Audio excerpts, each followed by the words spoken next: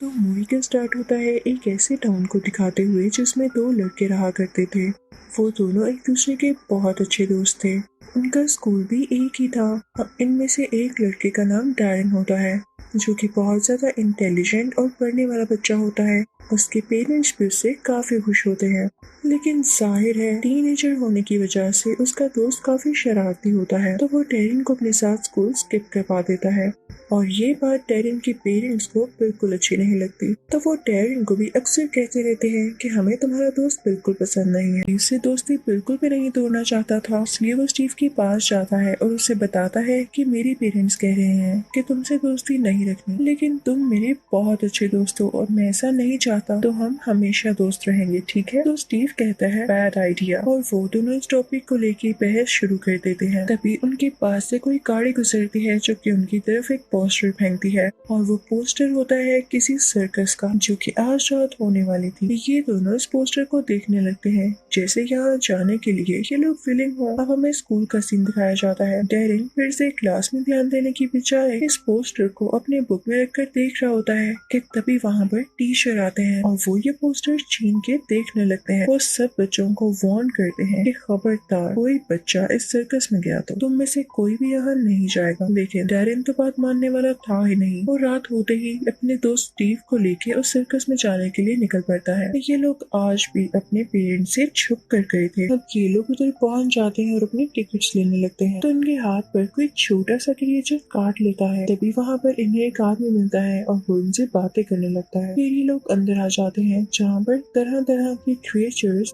और कैरेक्टर्स देख रहे होते हैं। उधर एक बंदर के जैसे देखने वाला वुल्फ भी होता है, साथ ही साथ एक स्नेक मैन भी और एक ऐसी औरत जो कि अपने किसी भी बॉडी पार्ट को रीजनरेट कर सकती थी। सब अपने अपने कारनामे दिखाते हैं और इनके बाद एक लेडी आती है जो कि फ्यूचर देख सकती थी। वो सीधा डैरन की तरफ बढ़ती है और उसके फेस को टच करके उसका फ्यूचर देखने लगती है, लेकिन न जाने वो क्या फील करती है या उसे क्या नजर आता है। वो घबरा जाती है। उसके फेस पर बियर्ड आ जाती है, यानी उसके मुंह पर बाल आ जाते हैं, जिन्हें वो उतारती है और एक और आदमी के पास जाती है जिसका नाम लाटन होता है। वो काफी घबराई हुई होती है और उससे कहती है कि हमारा यहाँ रहना ठीक नहीं है, मुझे पता नहीं क्यों यहाँ से अच्छी वाइब्स नहीं आ रही। तो वो आदमी उसकी बातों पर ध्यान ना देता हुआ बाहर की तरफ चला जाता है। उसके पास एक स्पाइडर भी होता है जिसे वो स्टेज पर सबके सामने फ्लूट बजाकर कंट्रोल कर रहा होता है। स्टीव को उसे देख के लगता है कि शायद ये आदमी वैम्पायर है, और तभी उस आदमी का स्पाइडर टेरिन के ऊपर आ जाता है। टेरिन को वो स्पाइडर बहुत अच्छा लगता है और पीछे पीछे लाटन भी आ जाता है और उन दोनों से कहता है कि तुम लोग गलत सोच रहे हो कि वैम्पायर्स आज भी होते हैं, यहाँ कोई वैम्पायर नहीं है। तभी वहाँ पर टेरिन का वही टीचर आ जाता है। वो साथ पुलिस को भी लेकर आया था क्योंकि वो नहीं चाहता था कि ये शो यहाँ चले। अब टेरिन और स्टीव वहाँ से भाग जाते हैं। टेरिन भागते भागते लाटन के रूम में पहुँच जाता है। उस आदमी का पूरा नाम लाटन क्रिप्सले होता है। टेरिन उसका स्पाइडर उठाता है और क्लोसेट में छुप जाता है। तभी वहाँ पर वो भी आ जाता है जो कि किसी और आदमी से बात कर रहा होता है। वो उसे बताता है कि एक छोटा सा क्रिएचर वापिस आ चुका है और वो अपने साथियों के साथ मिलके हमें जरूर मारेगा। इतनी देर में इनके रूम में स्टीव आ जाता है जो लाटन से कहता है कि मैं जानता हूँ आप वैम्पायर हैं, बेहतर होगा कि आप मुझे भी वैम्पायर बना दें। तो लाटन कहता है कि अच्छा ऐसी बात है, मुझे पहले तुम्हारा खून चखना है कि तुम इस काबिल हो भी कि नहीं। लेकिन लाटन जैसे ही उसका खून चखता है तो वो उसे अच्छा नहीं लगता। वो कहता है कि तुम्हारे खून में बहुत बुराई है और तुम कभी भी एक अच्छे वैम्पायर नहीं बन सकते। तो स्टीव को उसकी इस बात का काफी गुस्सा आता है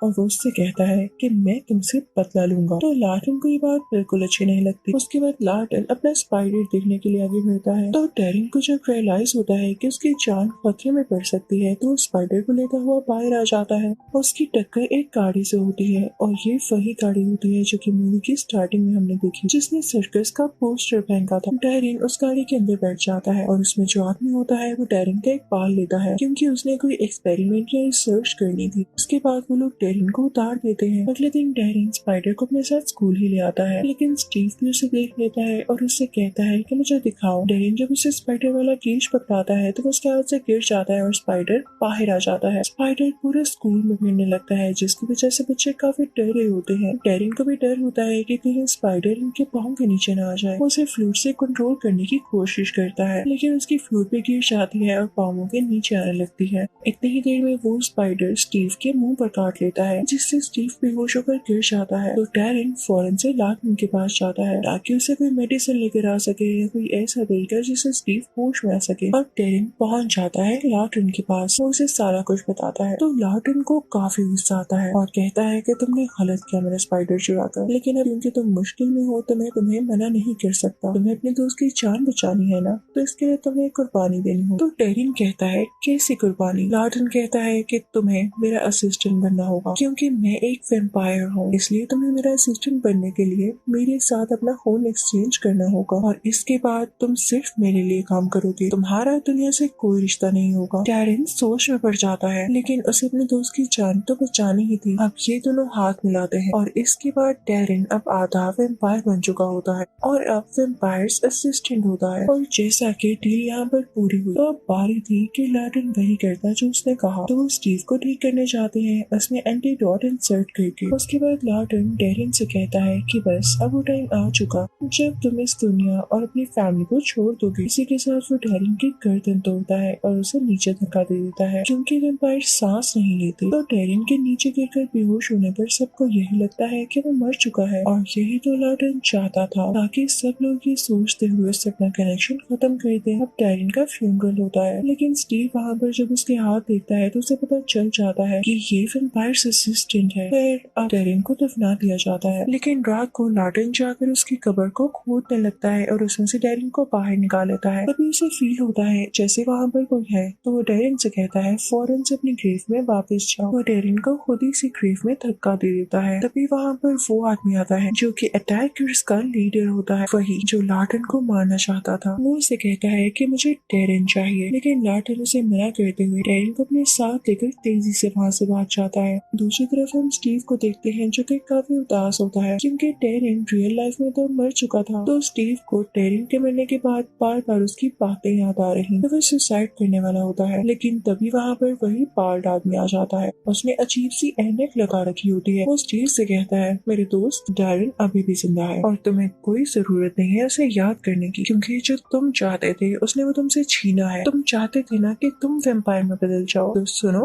टैरिन ने ऐसा कर दिया, उसे तुम्हारा जरा ख्याल नहीं हुआ। तो ये सुनकर स्टीव को बहुत गुस्सा आता है और वो उसी आदमी की टीम में हो जाता है। दूसरी तरफ हम टैरिन को देखते हैं जिसमें वैम्पायर्स वाली ताकतें आ रही थी, लेकिन साथ ही साथ उसे फैमिली और स्टीव की याद भी आ रही थी, तो वो उसे कॉल करने लगता है। लेकिन तभी वहाँ पर लार्टन आ जाता है और उसका सेलफोन तोड़ते हुए कहता है कि तुम्हें याद है ना मैंने तुमसे क्या कहा था। इसी के साथ वहाँ पर उसी आदमी की कार आ जाती है जिसने स्टीव को अपने साथ मिला लिया था।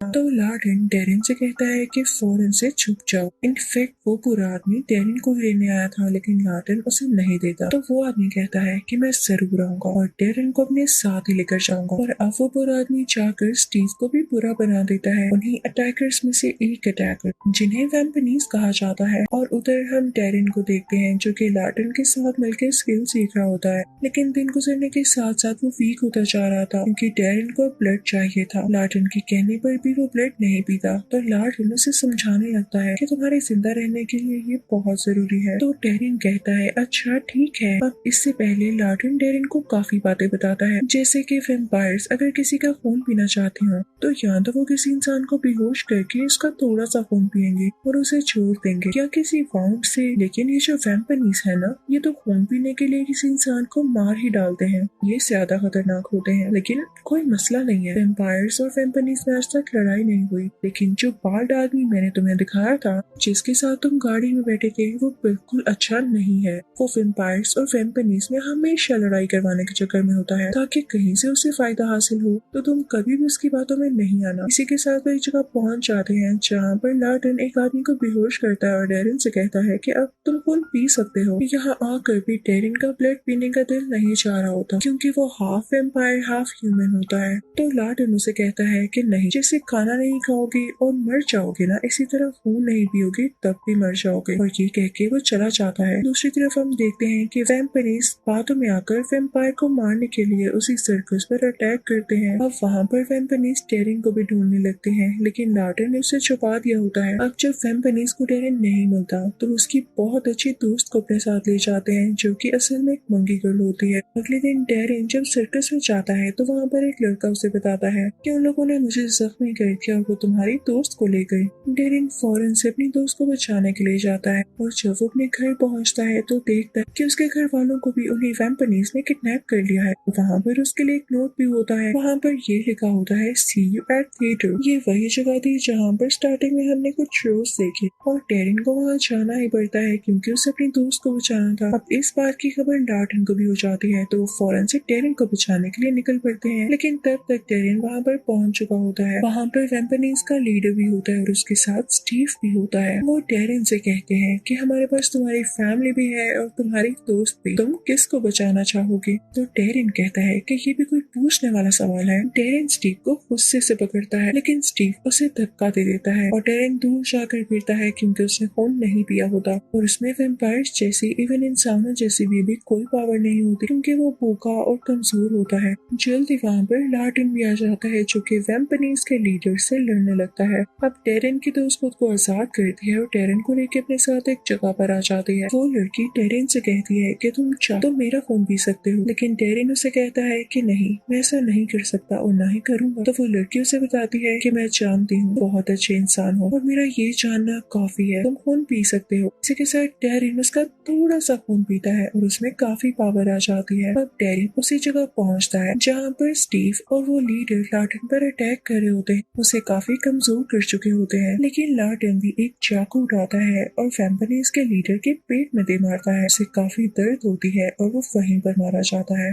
तभी वहाँ पर वो बाल्ड आदमी भी आ जाता है जो कि काफी खुश हो रहा होता है और स्टीव भी अब उस जगह खुश था। डेरिन को स्टीव पर बहुत गुस्सा आता है कि उसने इनको धोखा दिया बिना कोई बात जाने हुए, और अगर स्टीव वाकई बच गया तो ये भी उसी लीडर की तरह बुरा आदमी बन जाएगा। तो डेरिन उसे मारने के लिए आगे बढ़ता है, लेकिन वही बाल्ड आदमी स्टीव को अपने पास बुला लेता है। वो स्टीव से कहता है कि आज से तुम ही वैम्पनीज के नए लीडर हो। वो वैम्पनीज के पुराने लीडर को एक छोटे से क्रिएचर में बदल देता है और फिर वो स्टीव को अपने साथ लेके वहाँ से चला जाता है। दूसरी तरफ हम लार्टन को देखते हैं जो कि डेरिन की हेल्प करता है कि वो अब अपनी फैमिली को वापस ला सकता है, क्योंकि वो भी समझ चुका था कि फैमिली से ज्यादा इम्पोर्टेंट तो कुछ नहीं होता और जो फैमिली से दूर जाते हैं वो स्टीव की तरह बुरे बन जाते हैं। अब डेरिन की फैमिली वापस आ चुकी थी तो लार्टन उनको हिप्नोटाइज करके उनकी मेमोरी इरेज कर देता है ताकि वो भूल जाएं कि डेरिन कभी मरा भी था। लेकिन मूवी के लास्ट सीन में हम देखते हैं कि डेरिन लार्टन के सर्कस शो में भी जाता है, यानी वो फैमिली के साथ भी रहेगा और लार्टन से भी मिलेगा। इसी के साथ ही मूवी